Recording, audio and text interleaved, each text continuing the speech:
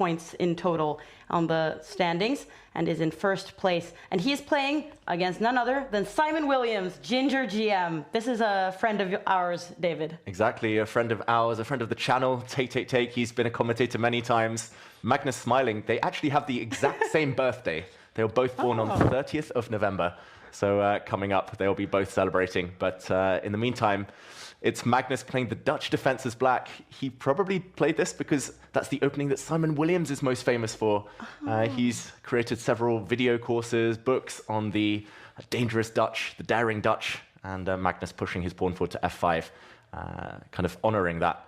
This is going to be a lot of fun to watch. GingerGM, Simon Williams, has a fierce attacking style, pushing forward with g4 already. Let's see whether he can break through. He's already better against Magnus Carlsen.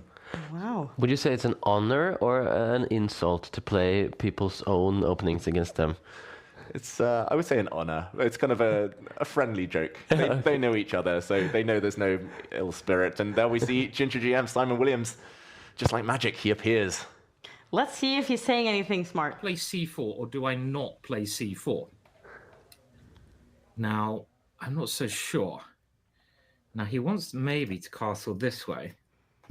It seems like he's really like deep in the analysis. He's taking this opening very seriously. Yeah, both players streaming their thoughts. I will say that Simon, his mouse speed is not the best. He will be the first to acknowledge that. What would you give him in the time management department? 40 something maybe. Ooh. I don't know. He's I think he's a great attacking player. Normally he tries to keep a bit of time up his sleeve for later. Try to keep a bit of a time bank. But against Magnus, it's going to get complicated. You have to spend a lot of time. So I think Magnus becomes a big favorite if it gets down to the 1-2 minute mark. But so far, he's done everything right, Simon. He's put a knight in the center, nicely secured by a pawn and a bishop. He, of course, plays the Dutch defense as black. Therefore, he probably knows how to fight against it with white. So Magnus kind of playing this kind of inside joke is a bit of a high-risk strategy. Yeah. And it's interesting, Aslak, because the players, a lot of them are streaming, and that is because there's also a prize that you get in this tournament for the highest performance by somebody who is broadcasting and streaming the tournament. So lots of players are doing it. Do you think it's difficult to kind of play a game at your best while you're explaining your thoughts to people? Probably, but at the same time, maybe it's quite a bit of a relief that they can think out loud for once. Because when they sit by the chess table, they probably don't want to say, oh, I'm going to do this next. I hope he doesn't do this. So maybe there's something called, I think it's called a rubber duck theory in programming. I'm not a programmer, so programmers will have to correct this. But if you find something really confusing, then you bring a rubber duck and you try to explain every part of the code to it. So maybe they get some clarity just by saying it out loud. And maybe that's why Simon Williams, we saw his profile picture earlier, it was a rubber duck. Oh, so he knew that. It's all part of the... it's coming together. And in the meantime, slightly better now for Magnus Carlsen, and that is because white has some ugly doubled pawns, isolated pawns as well. And long-term, Magnus should be doing well. So he just needs to survive. I'm expecting the black queen to come out. And just like we heard Simon say, the black king is probably going this direction, probably going towards the left, where it looks nice and safe. I'm trying to understand Magnus's like facial expression. He's not saying that much. He seems to be very like in a thinking mood, and he's spending quite a bit of time here.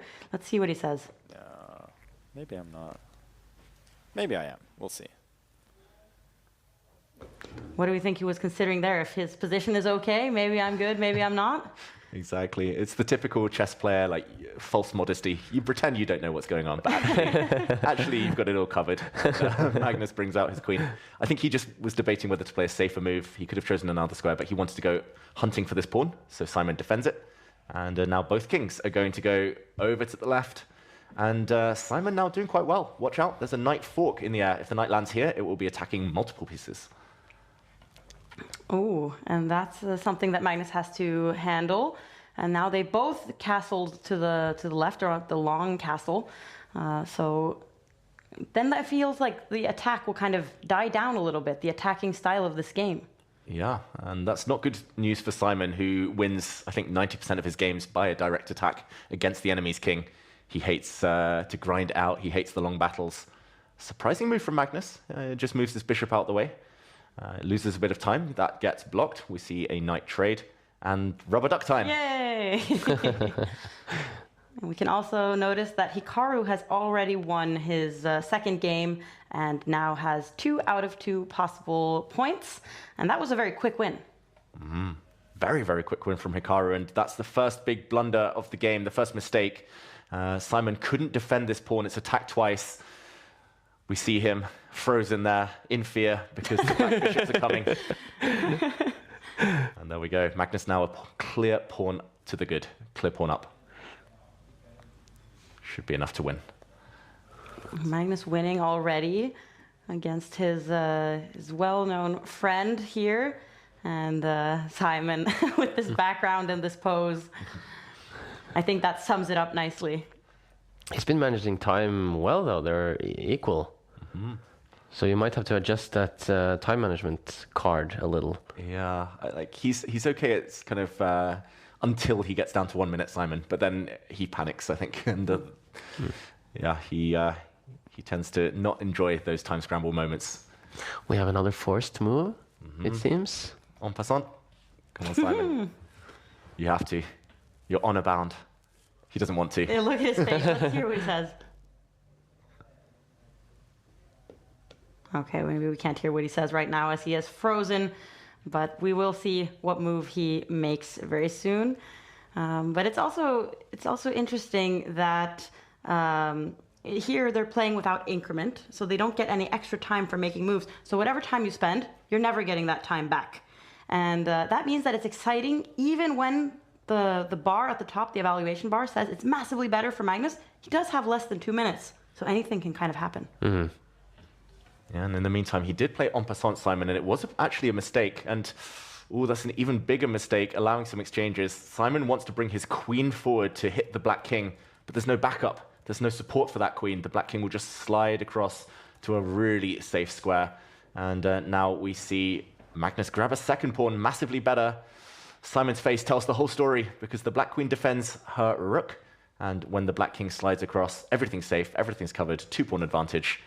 42nd advantage now, and I think unfortunately for Simon, it was going so well, but it has fallen apart just the last 5-6 moves. There we go, the black queen now will swoop back and defend. Trying a last trick, Simon Williams. It's Transforming himself back into the duck. exactly, evolving. It's like a Pokemon. The ginger duck, and here Magnus, he's just shutting the door. He's doing Magnus things. He knows he's done the hard work. And there we go. Simon resigns. A bit of a grimace on his face, but he did try. He gave Magnus a scare, but not enough. Not enough. So Magnus moves to 2 out of 2, just as we saw that Hikaru